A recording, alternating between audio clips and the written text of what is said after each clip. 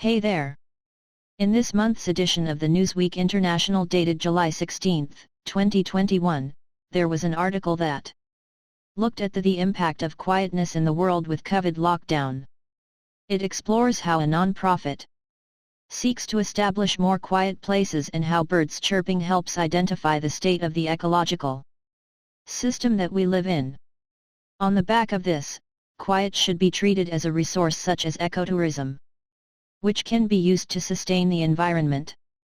If you are looking for more fascinating information on the quiet park, continue listening on as we go through the article. When we save quiet, we save everything else.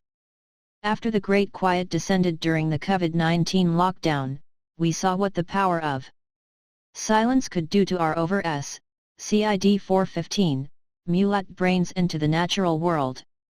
It was so quiet from March to May 2020, that scientists determined this seismic silence to be the longest period of quiet in recorded history. While we might have become more creative, whales migrated closer to shore due to the lack of ship noise interfering with their sound location. Wildlife were free to roam. A puma sauntered through Chile's deserted capital city. Coyotes were spotted near San Francisco's Golden Gate Bridge, and in New York City, residents heard more birds than traffic. But as the world reopens and airplane engine roars increase, can we keep the last quiet places, well, quiet? On a quiet quest. Gordon Hampton, the sound tracker, hopes so. An acoustic ecologist who spent the last 4 decades seeking out natural vanishing soundscapes around the world, he's on a mission to save the world's last quiet places. Hampton spoke to Newsweek about his life's work to save the silence. As co-founder of Quiet Parks International, QPI, a non-profit that seeks daily access to quiet worldwide, he helped establish the first quiet park in the world in 2019. In the Ecuadorian Amazon rainforest, and seeks to establish 265 more around the globe, including some in urban, densely populated places like the first urban quiet park in Taiwan. Hampton's sound tracking started with his 1 square inch of silence project in Olympic National Park, which highlighted what he considered in 2005 the quietest place in the U.S. He calls this sonically pristine stretch of wilderness his recording story in his home. Hampton didn't set out to study soundscapes, but 2 sounds changed his life. The first was a thunderstorm in Madison, Wisconsin. Hearing the rolling thunder was so transformative that he switched from studying plant pathology to acoustic ecology. By holding a microphone in my hand, I heard the world as it really was, and that was magic, Hampton says. It was like swimming in a lake or the ocean, and suddenly you put on a face mask, and it's like, oh my God! It's really an amazing, incredible world. Then, a second sound changed his life. While he was waiting for a freight train to roll in, he heard the song of a western meadowlark outside the railroad yard in Wenatchee, Washington. That's when I began recording deeper and deeper into nature and wildernesses, and the further I got away from noise pollution, the more clearly I heard. I started to understand that nature is as busy communicating as we are. What do birds chirping tell us? Birds and birdsong is the primary indicator of habitats prosperous to humans, says Hampton. If the birds are singing, there's food, water, and a fairly favorable season to raise the young in the nest and all of that magic. But we don't have to be a scientist to understand our relationship to the land, he adds.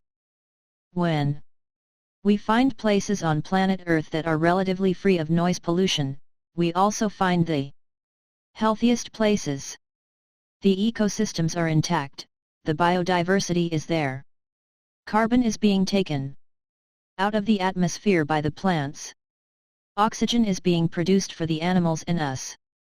The value of quiet on human health and happiness?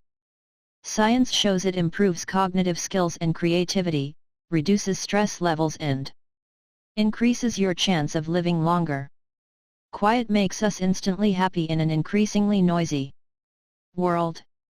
QPI's Quiet Park designation also helps to protect places that already offer pure natural sounds from additional land uses and development, even forcing planes to reroute around protected wilderness areas.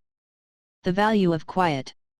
If silence is golden, then quiet is gold, Hempton says of the economic value of quiet. As the rest of the world gets noisier, silent seekers entering the ecotourism market to experience the antidote to toxic noise are going to be worth millions of dollars. And this valuable resource quiet can help distribute wealth to environmentally vulnerable areas so they can preserve all their natural resources. I'm hit with the question of really, you want me to care about quiet when we have global warming, toxic waste, habitat loss and species going extinct? Says Hempton. Yes, exactly, because quiet not only allows us to be better ourselves, clearer thinkers, more intelligent, more creative, more socially willing to help each other. When we save quiet, we save everything else, says Hempton. A sustainable natural resource. The world's first certified quiet park in the world is home to the Cofin, an indigenous people in Ecuador, numbering about 1,200 people today, down from estimates of 30,000. As they fight to preserve their land, they are now able to export quiet, a sustainable natural resource. The Cofin want to develop their ecotourism, so they can generate the money to defend their land from illegal gold mining, explains Hempton, adding, they feel the pressure of the modern world for their resources, they don't want to give up their traditional way of life. So, every dollar counts for their legal defense and ecotourism. Quiet is a resource, and it is a resource that the noisiest Western industrialized countries around the world need, because it's healthy, it's transformative. If you want to experience the world's first quiet park, Hempton along with Cofin guides lead small group Explorer X trips along the Zabalo River in the Amazon basin. The only way to save the environment is for people to care about the environment and truly make it a part of their lives, and the only way they're going to care about it is to be in that environment to experience it.